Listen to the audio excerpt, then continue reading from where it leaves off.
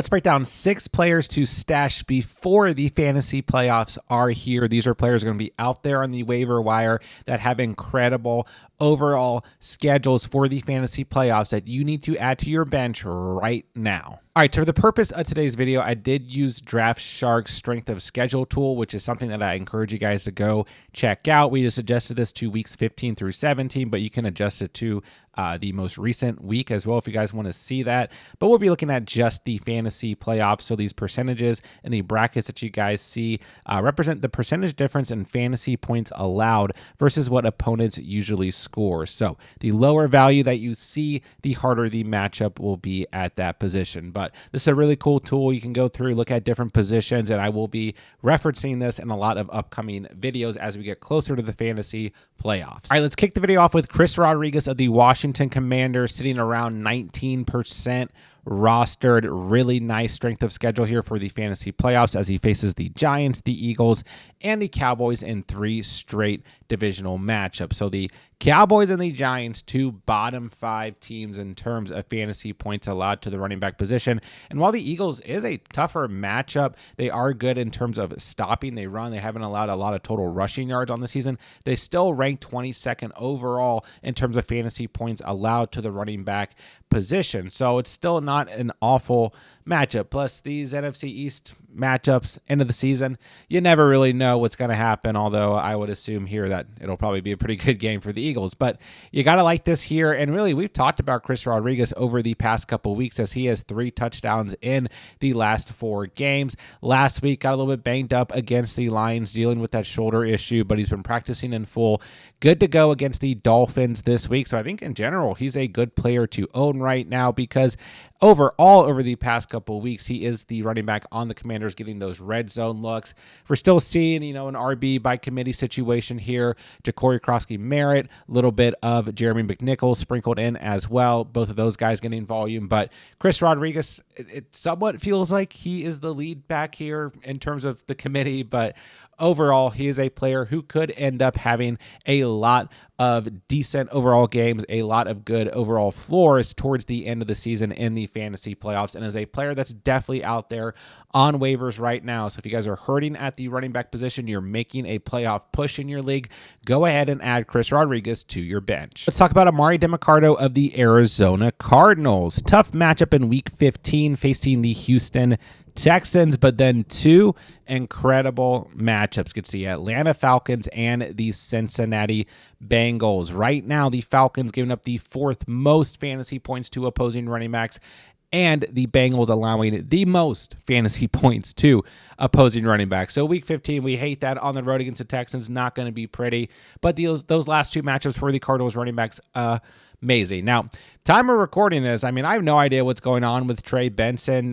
He hasn't actually started practicing. He's still technically on IR, and who knows who the lead back for the Cardinals is going to be by the time the fantasy playoffs roll around. And when I was first putting together the list for this video, Demercado was sitting like 38, 39% rostered, and he has moved up all the way to 47% rostered, and may even be more highly rostered by the time this video is released. But we just want to take a look at these Cardinals running backs, and I know that Zonovan Knight, or Bam Knight, has been getting some volume as well, but he hasn't done a whole lot with it, and he's dealing with an ankle issue. And Michael Carter wasn't exactly ultra inspiring, maybe outside of week 5 against the Titans. So listen, it's a bit of a murky situation here, but I think Demercado, just looking at the last 2 games, like 5.6 yards per carry in week 9 against the awful Dallas Cowboys run defense. And this past week, 16 yards per carry off of just 4 touches against the Seahawks and 3 catches for 40 receiving yards.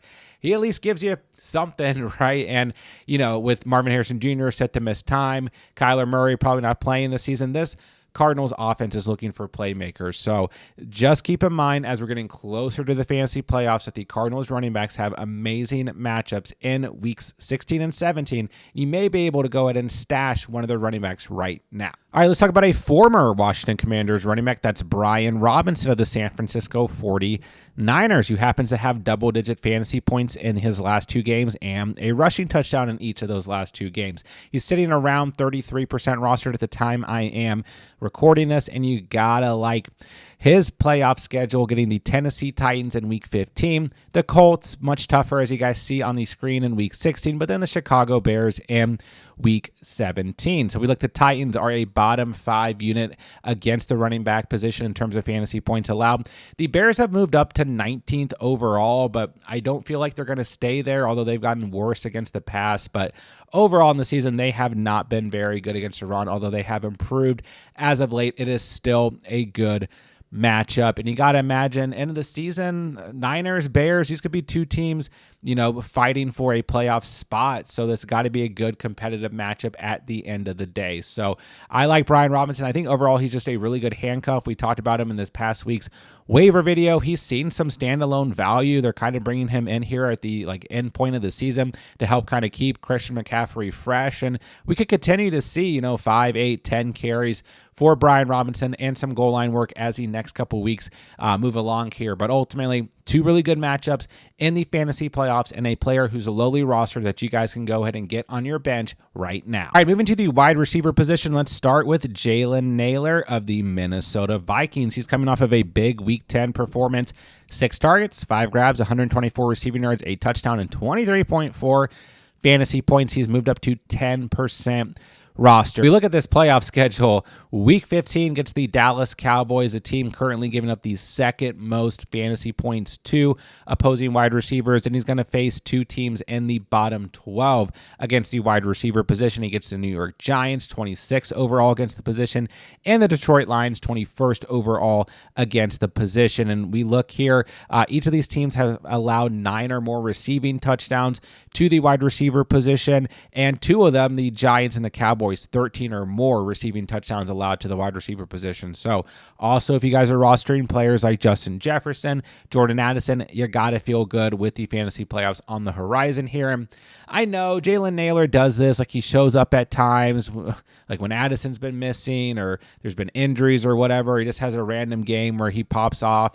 And so I get not everyone's super bullish about Jalen Nailor, but still, this is a player worth monitoring and feels like he has a strong connection with J.J. McCarthy at the quarterback position, but obviously there are other playmakers in front of him, even Aaron Jones at the running back position, T.J. Hawkinson at tight end, not just Justin Jefferson, and Jordan Addison, but this is still a player worth monitoring due to the fact that he does have that touchdown upside, and he has an amazing overall playoff schedule, especially in Week 15 of the season facing the Dallas Cowboys. So let's take a look at Malik Washington of the Miami Dolphins. He has a touchdown in 2 of the last 3 games, sitting at just 25% rostered, and you gotta like this playoff schedule for Washington. Week 15 gets the Pittsburgh Steelers, Week 16 gets the Cincinnati Bengals, and Week 17 gets the Tampa Bay Buccaneers. So the big one here is Week 15, as the Pittsburgh Steelers are currently allowing the most fantasy points to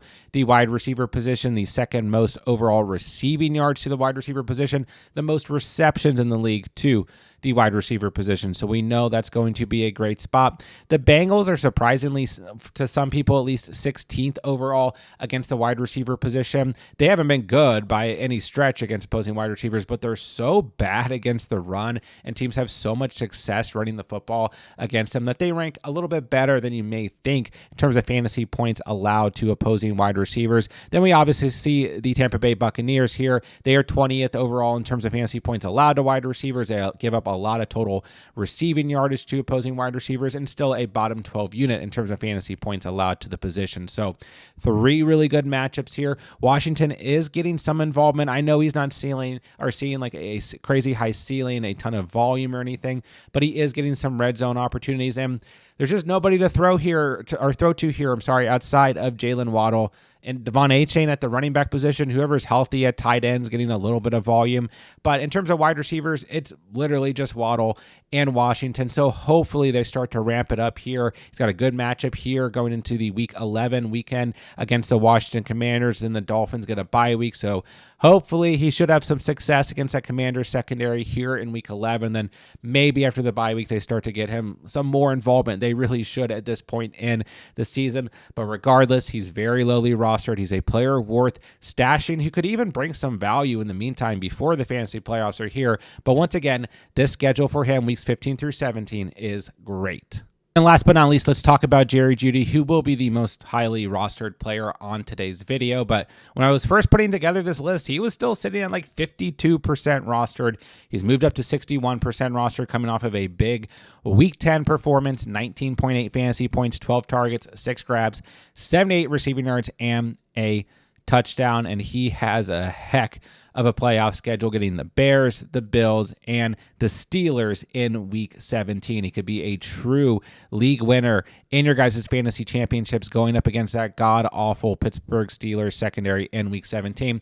Now, Week 16 is tough against the Buffalo Bills. They've been one of the better teams here in the top 15 in terms of fantasy points allowed to opposing wide receivers, but we take that matchup out. Let's just actually look weeks 11 through week 17. He gets the Ravens, the Raiders, the Niners, the Titans, the Bears. Scratch out week 16 against the Bills, and then the Steelers. If you play for some reason in week 18, he also gets the Bengals. So we look between weeks 11 and 17, once again, not including the Buffalo Bills. He is only facing bottom 12 units against the wide receiver position in terms of fantasy points allowed. It's a great schedule. So just go check if Jeudy was dropped in your league. He is worth picking up undoubtedly, and he's still floating around in a lot of leagues. Now, I know some people are going to look at this. He's not really a player that you're stashing necessarily because he is more highly rostered, but if he's out there on waivers, you guys have got to go at him. He could be a true league winner, and maybe you could stash a player like Cedric Tillman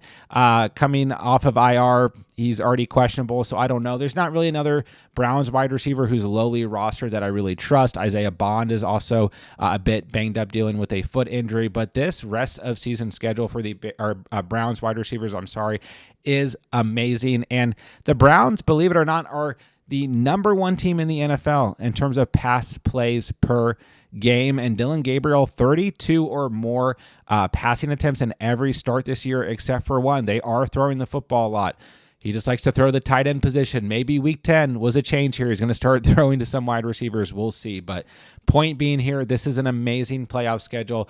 If Jeudy is out there on waivers, you guys need to go add him to your roster right now. And there you guys have it. There are my 6 players to stash before the fantasy playoffs are here. Don't forget, guys, I'm answering as many fantasy football questions as I can in the comment section down below. So if you guys need anything whatsoever, be sure to drop me your fantasy questions. I'll get back to as many of you guys as I can. And while you guys are down there, it does me a huge favor, helps out the channel tremendously when you guys hit that like button and that subscribe button on the way out. When the videos and playlists pop up on the screen, go check out all of our Week 11 fantasy content. We have everything you guys could need here to dominate this week and every coming week of the fantasy season. With that, I'll say thank you guys so much for watching and or listening. And remember, you saw it here on The Catch.